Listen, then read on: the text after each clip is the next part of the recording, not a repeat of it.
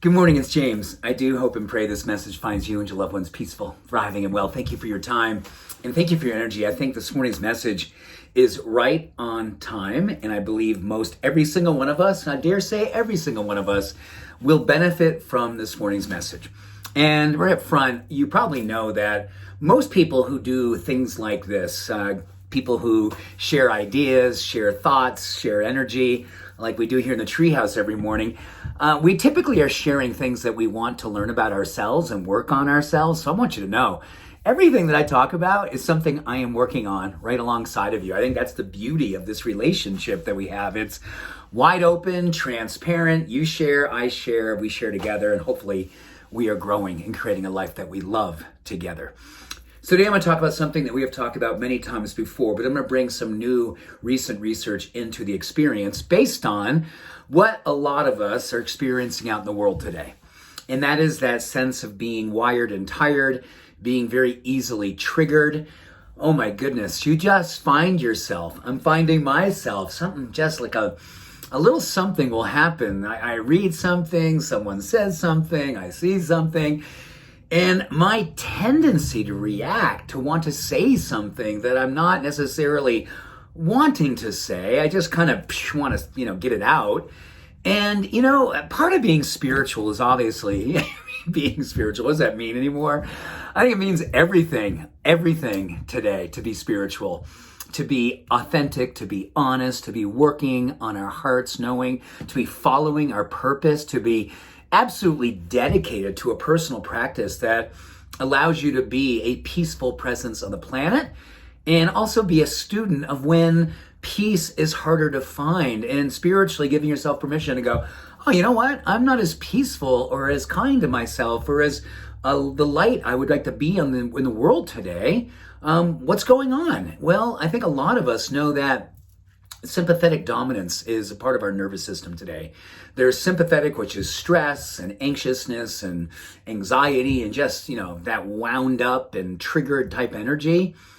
Over here is parasympathetic, which is peaceful and purposeful and on point. And yeah, when you're in that place where you just feel like your vagus nerve is leading the charge. And with that, you get a chance to discern different environments. Before something happens, you have that moment to consider how you would like to react and what you would like to say. Or can you go, oh, you know what? I'd love to say all these things, but what I'm going to do instead, I'm going to walk away.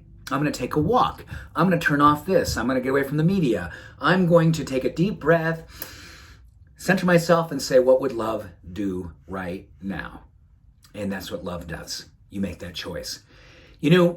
Mindfulness, and this is a study I want to share with you. A long introduction, here we are. We're finally to the point of this morning. Okay, you guys? So this is cool.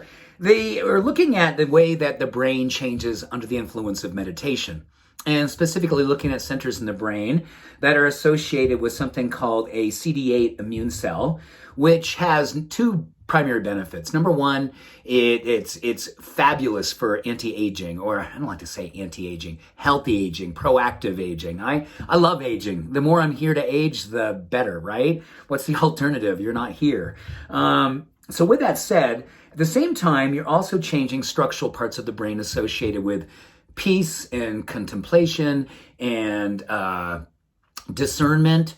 And I love to say the pause button. The thing that, that moment, that nanosecond, that space in between stimulus and response. And when something happens and you feel that tendency to want to respond or react in a way that really isn't how you want to be, but just come out, this moment is a little bit longer, a split second longer. And in that, you connect with a part of you that in meditation is the part of you that's peaceful, purposeful, loving, kind, generous, compassionate, accepting, aware. All of those places now have an access point and a place that we can connect to. And then we mindfully get a chance to see and do what it is that we would like to do. How do we react? What do we say? Or are we willing to just walk away or just step away? And step away doesn't mean that we're leaving the situation. It means we are better at loving in the situation. That is a very important distinction, isn't it, these days? So, of course, with that experience, You're probably wondering, well, how long does it take if I'm doing 8 minutes a day? Well, roughly 12 weeks. 12 weeks, 3 months. And we have literally structurally changed the brain. We've built centers within the brain that are associated with all this goodness to be stronger and more fortified and more awakened. And we get a chance to enjoy that every single moment of our life. Being more aware, being more awake, being more of who we love to be. Oh my gosh, do I love research like this. And I love the opportunity that you and I can openly share where we are today. So if you're feeling it, just say, you know what? Yeah. Feeling it, triggered more than usual, feeling wound up, wired and tired, whatever the case may be. And yes, I know that when I have a moment to check in with my heart's knowing, I tend to show up much more in alignment with the spiritual person I continually practice to be.